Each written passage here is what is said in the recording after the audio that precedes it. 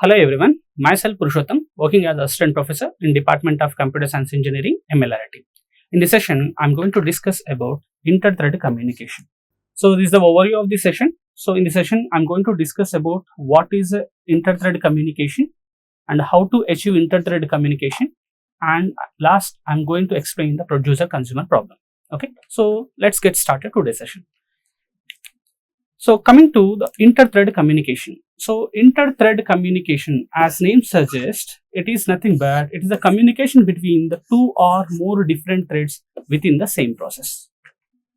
Means, as we know that in a process you may have multiple threads. So suppose assume this is a program. It's a program. So the moment you are running this program, it will be create a process. So a process is nothing but the program under execution.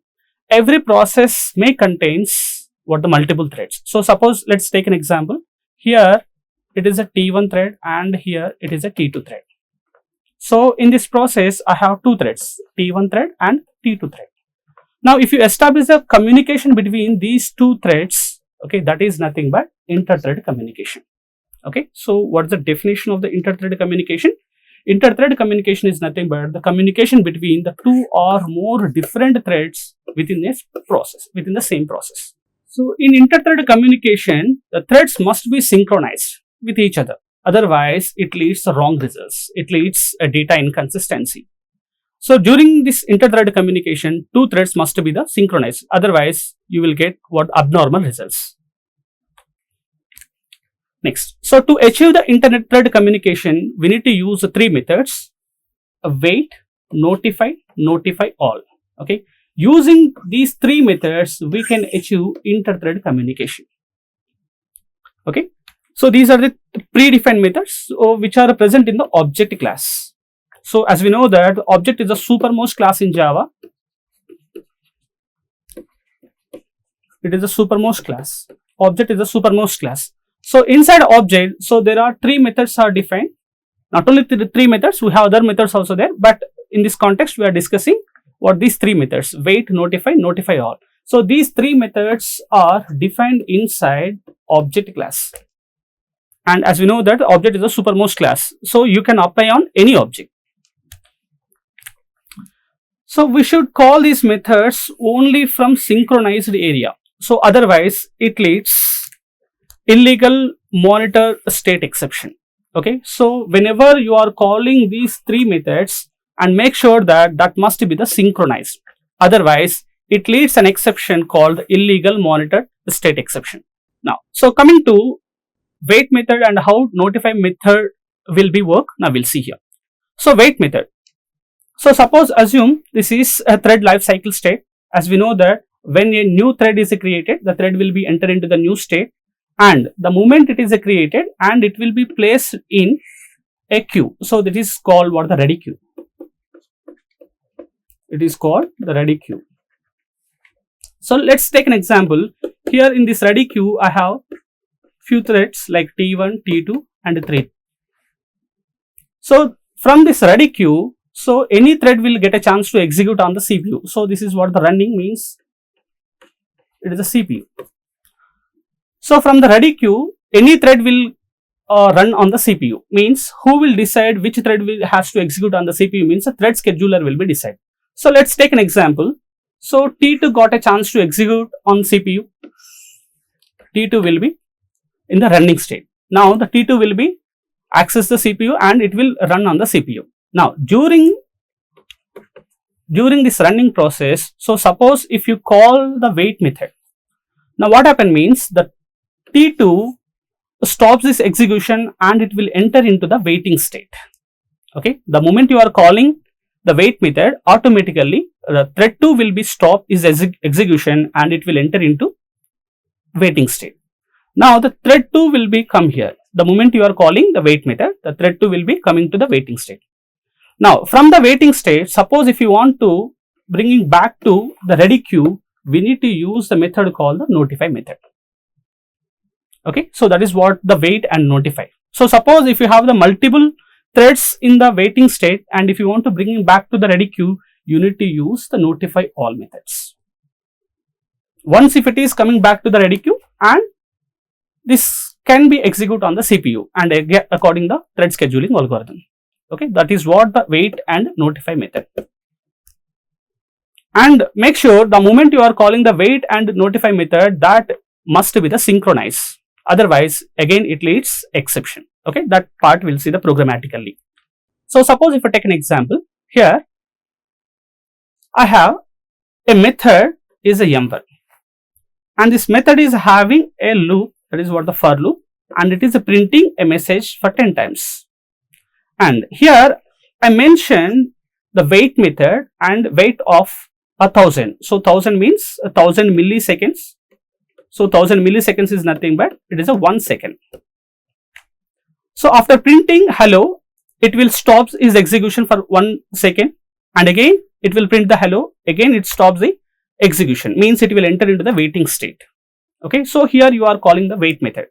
Now the moment you are calling the wait method, the thread will be entered into the waiting state, means a sleep state. So as we know that if any thread is entered into the waiting state or sleep state, it will throw a checked exception called interrupt exception. So compulsory you need to handle, or you can also use a throws keyword to bypass this exception.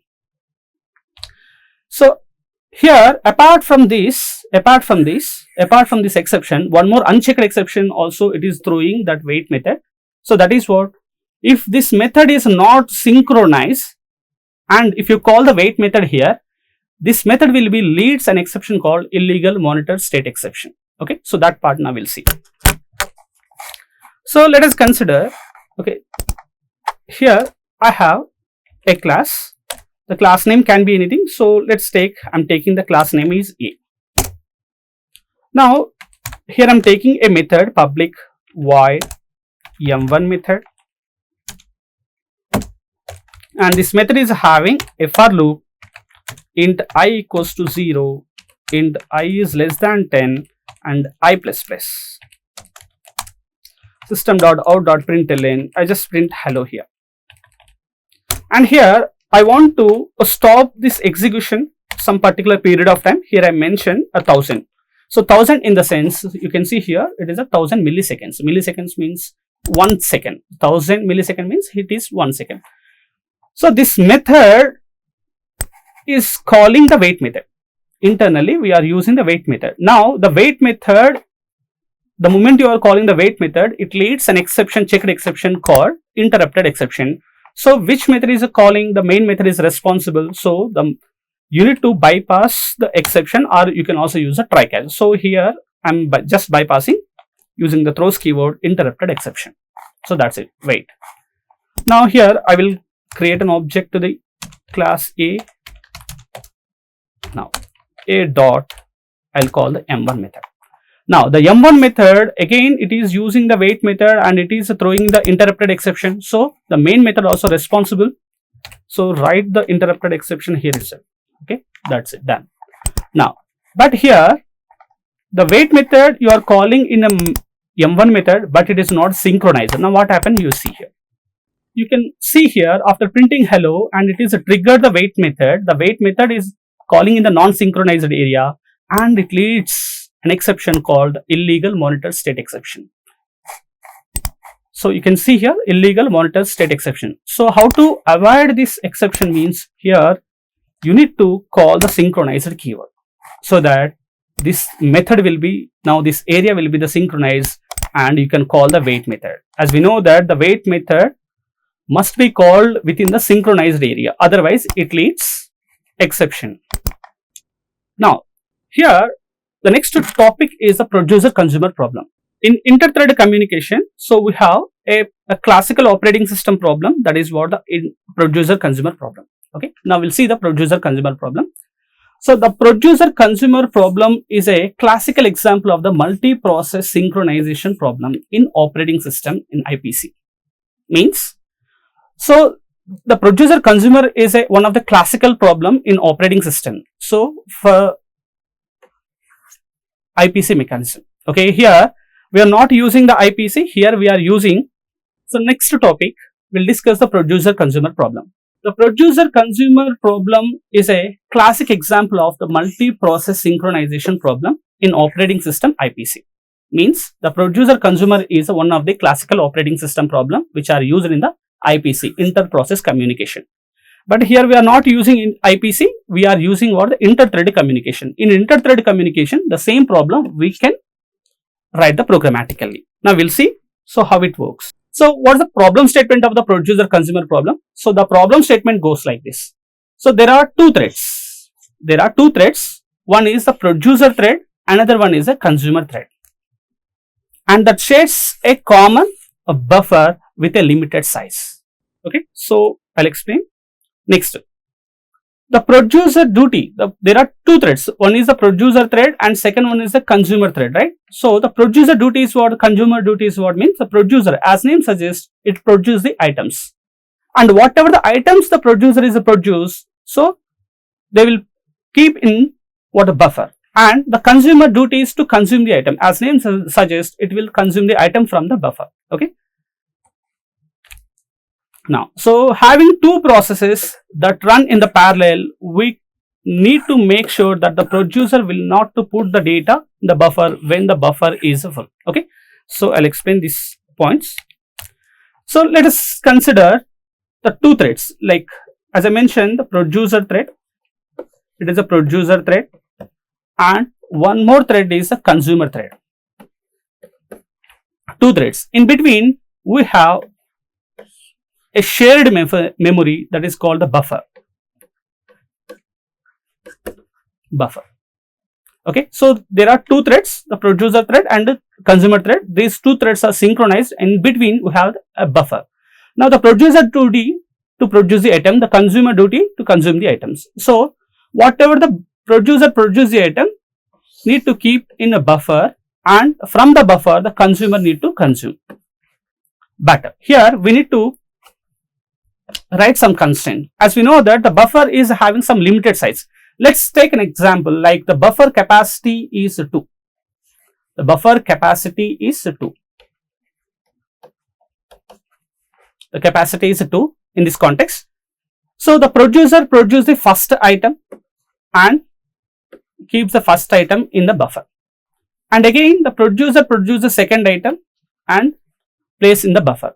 Now again the producer produces the item, but the buffer already filled and there is no chance to keep this item in the buffer. Okay. So if the buffer is full, now the producer is entering to the waiting state. So here what condition we need to write means, if the buffer size is full, buffer size equals to 2. So producer will be enter into the waiting state. And same the way, now the consumer turn. Now the consumer is consuming the items. So consumer is consuming the first item and the consumer is consuming the next item. Okay, so 2 items are consumed from the buffer by the consumer, means there is no items in the buffer now. Now again the consumer is trying to consume the item from the buffer, but there is no chance to consume the items since the buffer is empty. Now when the consumer is enter into the waiting state means, if buffer size equal to empty, okay, then the consumer will be enter into the waiting state. So this is what the consumer. So this condition for the producer. So the producer, when it will enter into the waiting statement, if the buffer capacity, if it is reached to the maximum, then it will enter into the waiting state. When the consumer will be enter into the waiting state means, if the buffer size is empty, the consumer will be enter into the waiting state.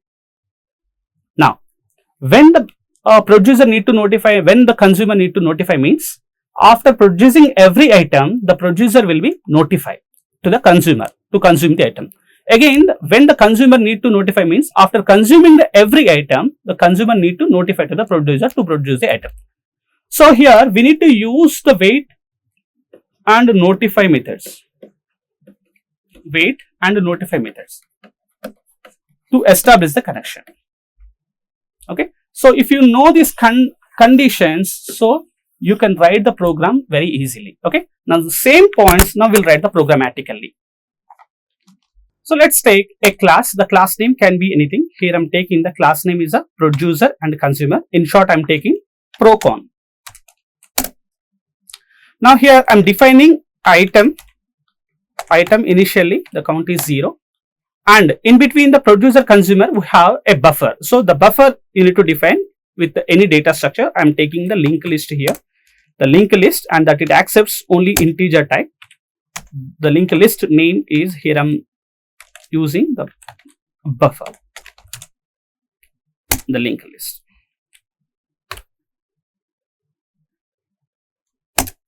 Now here the capacity we need to define, the buffer is having some limited capacity, so define that capacity as a final. So here I'm taking the public, the static, the final int capacity. So here I'm taking the capacity is a 2.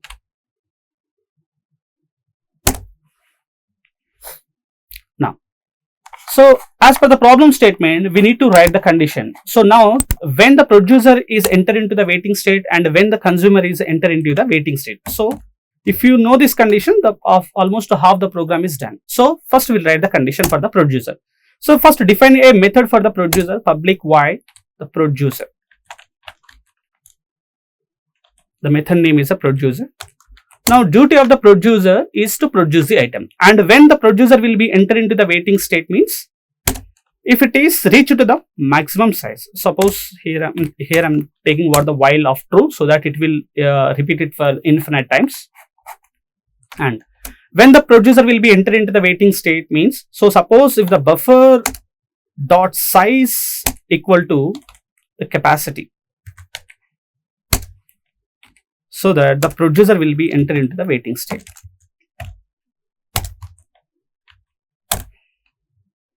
Now the moment you are calling this wait method, the producer is a responsibility to handle this method. So handle this exception. So how to handle, or you can also bypass. I'm bypassing as of now interrupted exception. Wait method, as we know that the wait method leads interrupted exception. So compulsory you need to handle by using try catch, or you can also use what the throws keyword to bypass. So here I'm bypassing. Now, so the producer is enter into the waiting state. If it is reached the maximum capacity, buffer capacity, so the producer will be enter into the waiting state. Now, when the producer need to notify, so suppose if the producer is producing every item, the producer need to notify to the consumer to consume. So what we need to do means just write a statement, the producer produced item, producer produced item, just write item here. Now, so if the producer is producing, obviously the buffer size will be increment. So here what we need to do means producer dot add and item count we need to increment item plus plus. That's it. And here after producing every item, so I need to write a sleep method here. Just for the better programming experience, I'm writing this sleep method. Otherwise, it is not required. The sleep method. And after placing this every item, the producer need to notify to the consumer to consume the item. That's it. That the producer duty is done. Now exactly same, just copy and paste. Now here the next one is a consumer. And when the consumer will be entered into the waiting state means, suppose if it is reached to the empty. If it is empty, the consumer will be entered into the waiting state. Now the consumer consumed item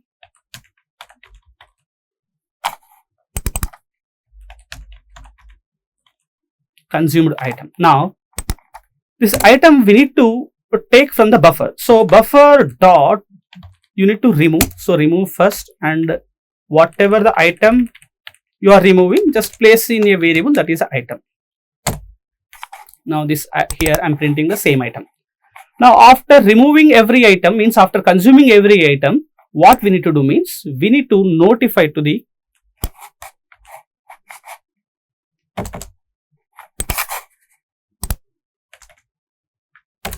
So we need to notify to the producer.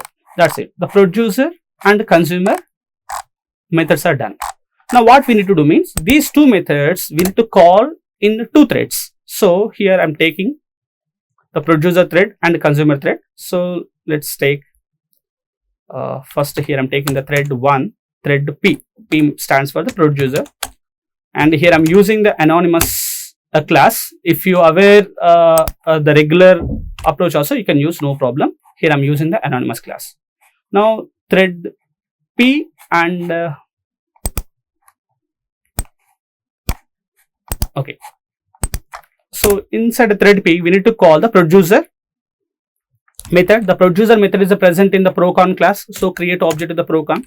So here I'm creating object to the procon. So why I'm creating object to the procon means I need to access the producer method. So to access the producer method is present in the procon. So obviously we need to create object to the procon and using the procon reference and call the producer method. But as we know that the producer method is throwing interrupted exception, you need to handle. Here you have only overridden method. The only way to handle using what the try catch. Okay, you cannot use a throws keyword here. Compulsory you should use a try catch only. I'm using the try catch interrupted exception E. So just write here I'm writing E dot print stack trace. So whatever you want you can write here. So here I'm writing in, just I'm printing. Next,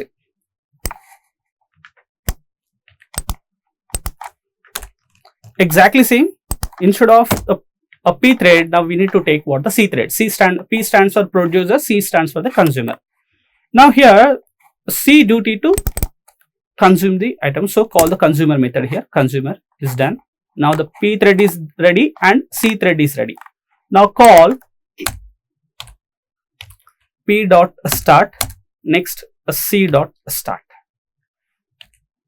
But so which thread has to execute first? Which thread executes first means obviously the producer need to produce the item, then only consumer will consume. So that's why you need to write the join method here so that the producer will start first. Now C dot join. Now again you can see here the join and join method. Whenever you are using the join method, the thread will be entered into the sleep state. So you need to handle or you can bypass. So in this case I'm bypassing this exception and here I'm writing interrupted exception. That's it, done. But you can observe here the producer method and the consumer method is using the wait and notify and wait and notify, but this method is not synchronized here. Now what happened? It will throw an exception, that is illegal monitor state exception. You can see illegal monitor state exception. Now what we need to do, how to resolve this means, so compulsory we need to synchronize. So as we know that in inter-thread communication, the threads must be the synchronized, otherwise it will generate what? The wrong results. Okay, so that's it. Now we'll run the program. You can see here. Now you can see the producer is producing the item 0 and 1 and the consumer is consuming item 0 and 1. Whatever the producer is producing, the same items the consumer is consuming. Same the way producer is producing next to 2 and 3, the same the consumer is consuming 2 and 3. Likewise, it will execute infinite times. Since I mentioned here the while loop as a true, so that it will repeat it for infinite times. So this is what the producer consumer problem. So coming to this summary, so in this session I have covered what is the inter-thread communication and how to achieve inter-thread communication, and the producer consumer problem I have explained. So that's about this session. Thank you.